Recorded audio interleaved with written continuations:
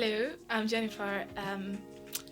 I'm a native from Semicolon, and yeah, I'm in Code 12. Whenever I hear about the International Day of the Girls, what comes to mind is, I don't know, I just feel like it's like the girls' birthday. It's like, since it happens like once a year, so it's like our birthday. No, to be serious right now. So actually, it's like a day where we're being empowered, like a day where girls get to be exposed, where girls get to like do the things they should, like the things they do not know about. The days where we like they are exposed to a whole bucket of knowledge. Yeah, so I just feel like it's a day of exposure for girls, a day of empowerment for girls, and yeah, that's what I think whenever I hear the International Girls Day. The challenges I think girls face in education system is one, there's always this gender balance. Everybody been talking about gender balance, gender imbalance, and that's very true for me. Why? Because in schools, yeah, I know of some schools where they will not allow a female child be the class captain, be the head of the school, or like head of prefects. So yeah, it's more about this gender inequality stuff. I think girls really face more in school, and yeah, and then when it comes down to university, so coming from my side, I would say when I wanted to like study mechanical engineering, I remember when I was told that I shouldn't go. Why? Because it's a male based course. They were like I wasn't going to survive and stuff.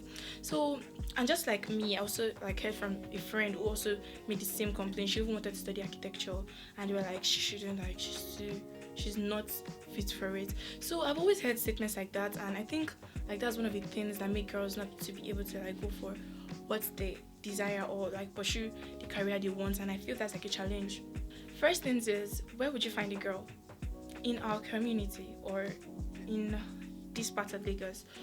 The best place to find a female child or literally any child is like the school. So I believe if you want to like make these skills accessible to like female child, girl child, or whoever it is you want to make it accessible to, I believe you should go to a school, because that's literally where you find them. And why I also suggest the school is because when when you go to the school, they are still in this phase of their life where they are learning, trying to discover things, everything excites them. At that point, they've not finished school, they've not seen the stress of after school. So that's like the best time to go to them. And then they are still very open to opportunities, open to jam. I want to go to university and stuff.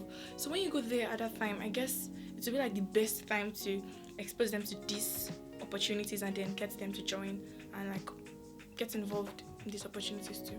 So yeah, I think it's going to a school. Coming to semicolon, I kind of like felt really powerful. Why? Because okay, I'm kind of like very young, and then having to be so exposed to so much like the community, the network, knowledge, and then resources. So like having all these things at my disposal and being able to like be sure of a future, really. So yeah, I think learning a tech skill really gave me so much power because I'm so certain of my future. Like as I'm like this now, I know that okay, if I can like study hard and like put my best into what I'm doing, I'm definitely going to get the job. I'm definitely going to have like something to rely on. Why? Because you know now they say tech is like the new blood money and stuff. And so being involved in tech gives you this kind of like assurance. Learning the tech skills, yeah, it gives me so much power and so much assurance of my future. So one thing about tech skills is that it's really broad. Like there's so much to learn. You can decide to like go through the programming route. You can go through the cybersecurity route. You can go through the like all of them are sharp programming at the end of the day. But then there's like various opportunity. So for me, who had to be like a mechanical engineer into assist. Like I really love machines. I love all those things associated with machines and stuff. So coming to semicolon, I decided to like write. I decided on my own to like go through the path of writing codes that can be embedded into machines. So yeah, if I finish learning Java and Python, obviously I'm going to try to like go into LOT, that's Internet of Things, IoT rather, Internet of Things. So Internet of Things give me this power to be able to write programs that I can put into machines and make machines do what I want them to do.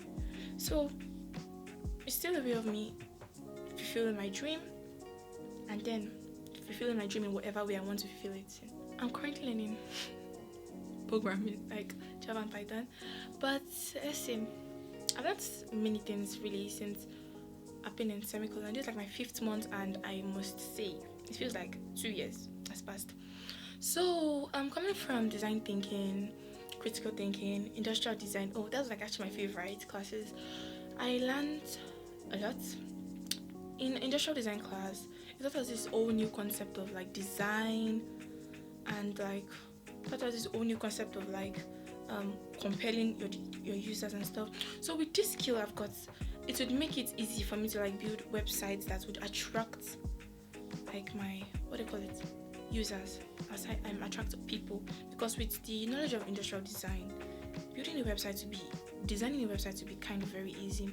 But then if you're talking about what I want to use my skill in, like in general, so my programming skill, of course, I do plan on creating, I mean by the grace of God though, I do plan on creating reliable applications. So one of the things I noticed that the problem we have in Nigeria software applications are like the fact that they are not reliable. I mean, I've been having issues with my bank app since like Friday, and I don't know, I can't transfer, I can't even withdraw. Why? Because this system for some weird reasons are not just functioning. So when I see things like that, I don't know, it kind of like baffles me, and I just want to like strive, even if I know it's really not as easy as it seems, to strive to like, I don't know, just put a little bit of perfection into creating software that are like sustainable. Then going down to the IoT, I would like to like write codes that, as I said before, that can be embedded into machines and make machines do what I want them to do, just to make life easy for everyone, and yeah, stuff.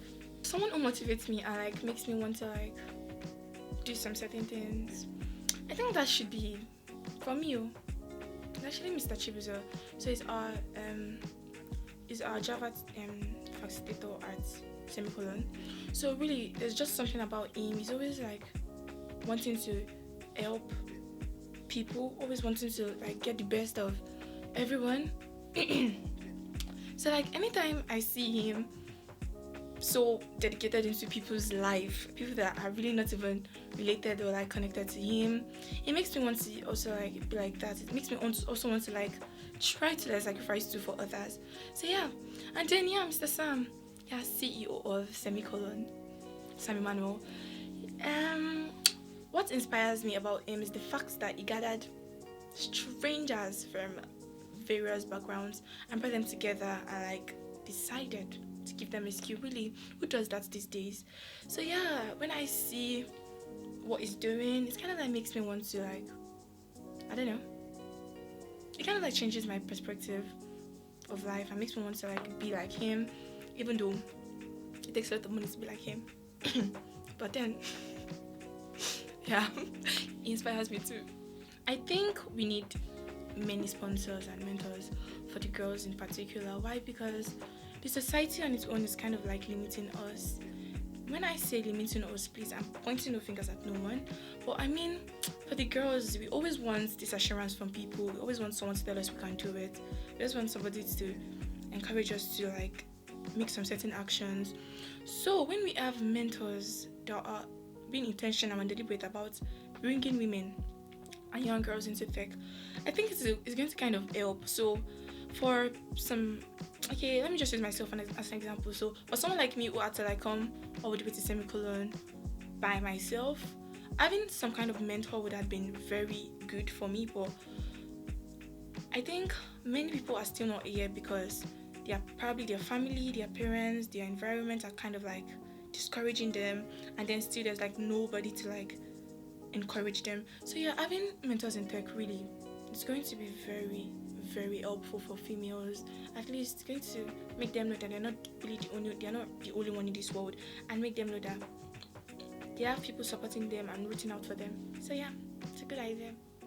Okay, so a word of motivation to girls out there. I'm going to say, actually I'm very blunt, so pardon my words.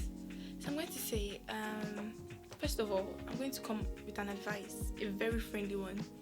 So what I'm going to say is, first of all, you're the one holding yourself. Your family, your environment, nobody is limiting you. Nigeria is not your problem. The government is not your problem. Your parents are not your problem. you are your self problem. So when you admit that you are your self problem, maybe then you start moving forward. When I say you are your self problem, I mean at the end of the day, you have Google, you have your phones, you have your environment, you have like people around you.